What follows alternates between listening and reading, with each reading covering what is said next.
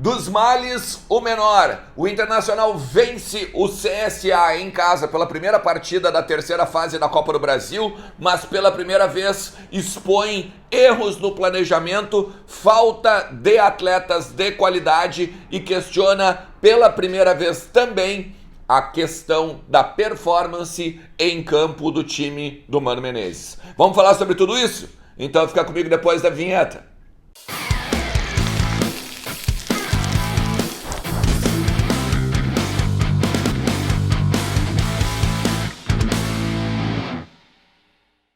Fala Colorado, como é que vocês estão? Tudo beleza? Bora falar do Internacional e atualizar as informações do nosso clube, entender um pouquinho o que está rolando nos bastidores e principalmente trazer o ambiente do Inter depois da vitória contra o CSA. É até antagônico, né? A gente vai falar sobre um ambiente que não é bom depois de uma vitória, mas essa é a grande verdade. O Internacional, que foi envolvido pelo CSA dentro do próprio Beira-Rio, saiu perdendo, teve que buscar um resultado com um erro de pênalti, inclusive do Pedro Henrique, mas tem várias coisas no pós-jogo que são importantes que a gente converse. Fica comigo até o final. Tava lá no Beira-Rio ontem, tava lá no ambiente do clube e entendendo em cima de várias conversas o que aconteceu lá no Beira-Rio ontem e principalmente o futuro da temporada. Faz o seguinte, deixa teu like, te inscreve no canal, ativa a notificação, é muito importante pro meu trabalho.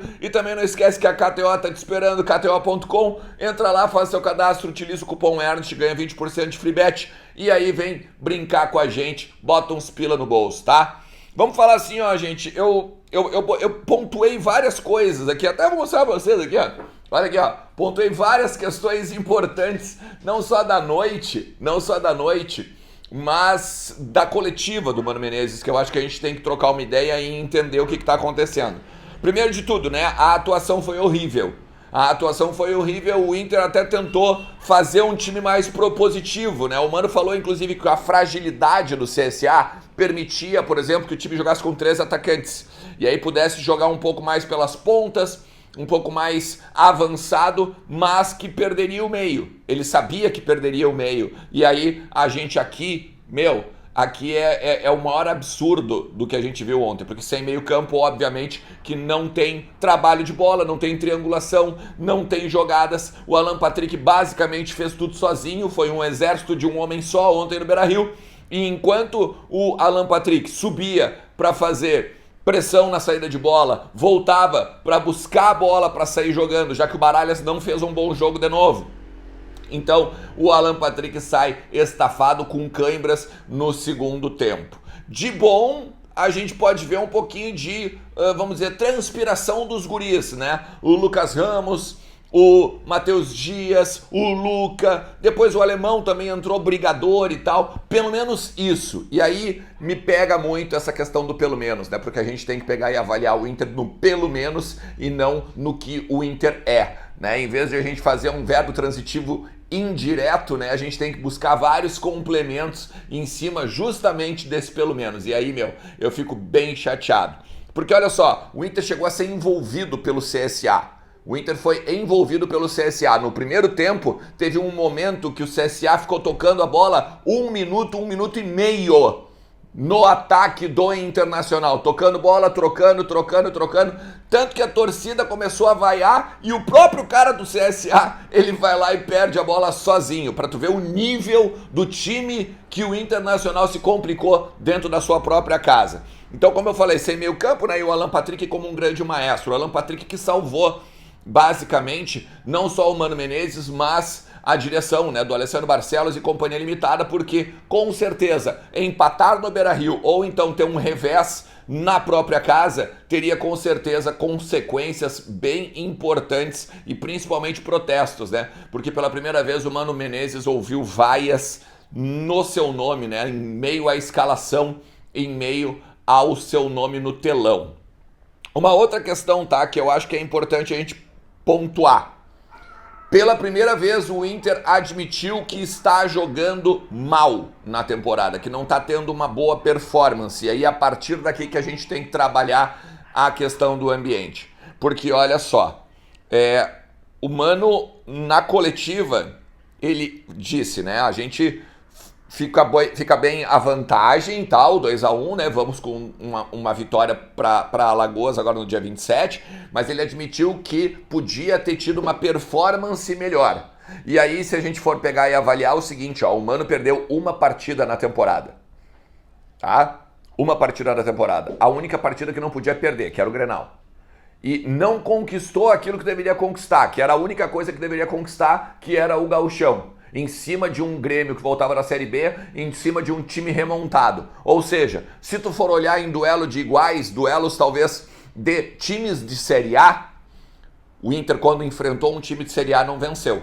E aí, a partir daí que fica a preocupação, dá pra ver na cara, dá pra ver no semblante dos dirigentes que eles estavam extremamente consternados com o planejamento do futebol até o momento. E aí, a gente tem que ver uma questão. A régua não subiu.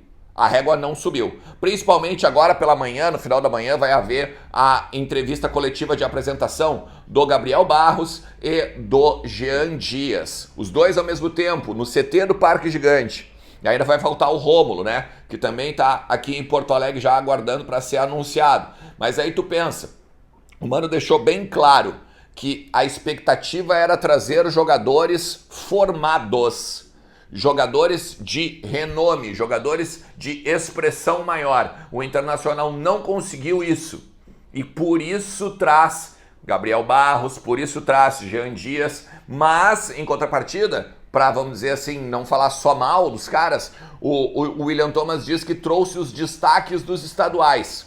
Mas ao mesmo tempo dá para ver e dá para perceber no semblante de todo mundo que eles esperavam mais, eles esperavam fechar com o Cuejar, eles esperavam, por exemplo, fechar com o Lucas Romero. O Mano Menezes esperava fechar com o Lucas Romero quando foi antes de ir pro Leão do México.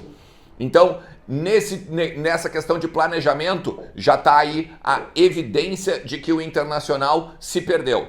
Se perdeu no planejamento que vem desde novembro, né? Desde novembro. Porque novembro, quando acaba o Campeonato Brasileiro, até agora, meio de abril, basicamente, a abertura de temporada de Copa do Brasil, a abertura de Libertadores, tu não ter um time montado, tu ter que jogar com o mesmo time de gauchão, que era, vou voltar a dizer, era obrigação esse grupo de gauchão ganhar o gauchão. Era obrigação esse grupo ganhar o gauchão. Porque não tinha como perder para um Grêmio remontado em 40 dias. Era impossível isso acontecer, principalmente pelo trabalho de 2022. Então, esse é outro ponto que a gente tem que avaliar. Agora, a questão das vaias e a questão da performance, o Mano defendeu tanto os jogadores quanto a direção. E ele disse o seguinte, né? Ele dá uma letra no Cudê daí dizendo, né? Eu não vou aqui expor meu jogador, eu não vou aqui expor a direção e tal, porque aí ele fala, né? Esses dias outro cara que é muito badalado aqui fez isso e tá para ser demitido, né? E na verdade é antagônico isso também, porque ele vai lá e fala que ele não vai detonar os jogadores, por exemplo, o Pedro Henrique que errou o pênalti, ele fala do Pedro Henrique. E aí, ele fala do Luiz Adriano que também errou um gol na cara, basicamente. Ele fala que os jogadores que estão chegando não são de régua alta. Então ele tá falando, ele tá expondo o clube também, ele tá expondo o grupo. Então é um pouco antagônico, né? Parece que é meio que tu querer tirar um pouco do foco dele, né? Ou tirar um pouco do foco do que o Inter não fez, principalmente no CSA, mas também na temporada. E aí, a gente tem que falar o ambiente, tá? Os dirigentes, eles observavam a entrevista coletiva. E muito diferente, por exemplo, do ambiente contra o Independiente Medellín, que eles foram pro confronto com a imprensa, que eles ficavam assim, pô, por que vocês estão cobrando o Inter? Nós empatamos fora de casa. Parece que caíram na realidade que esse grupo, ele é, neste momento, não só insuficiente, mas instável e sem saber o que se pode esperar, o que se pode ganhar com este grupo. Então, nesse momento, é aquela coisa assim, ó, vamos ficar aqui esperando para ver o que acontece e vamos especular, porque é uma temporada longa, a gente não sabe para onde a gente vai. A gente vai cumprir as metas? Não sei. No meio do ano, chega o Ener Valencia. No meio do ano, talvez venha o Cuejar. Mas até lá, a gente tem que ficar vivo. Até lá, o Internacional tem que tentar seguir vivo, né? E aí talvez esse discurso da austeridade financeira, que foi defendido pelo Mano também, o Mano disse que está junto com a direção nesse sentido. E por isso, inclusive, que eles não fizeram nenhuma loucura financeira acerca de reforços, né? Talvez essa questão da austeridade financeira hoje não seja tão, vamos dizer assim, bem visto dentro do Beira-Rio. Vou voltar a dizer para vocês, tem muita gente ontem botando na timeline dos Colorados, né, ou na timeline das redes sociais, fora Mano, fora Mano, fora Mano. Pela coletiva de ontem, é evidente que não só o técnico e a direção estão fechados, como dificilmente o Mano iria ser demitido nos próximos dias ou nas próprias performances ruins. E vou dizer aqui, eu não gostaria da troca de treinador, só que eu gostaria de um pouco mais de pulso firme e de um pouco mais de corda esticada nesse clube. Beleza?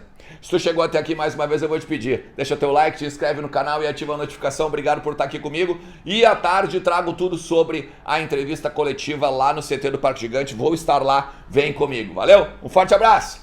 Tchau!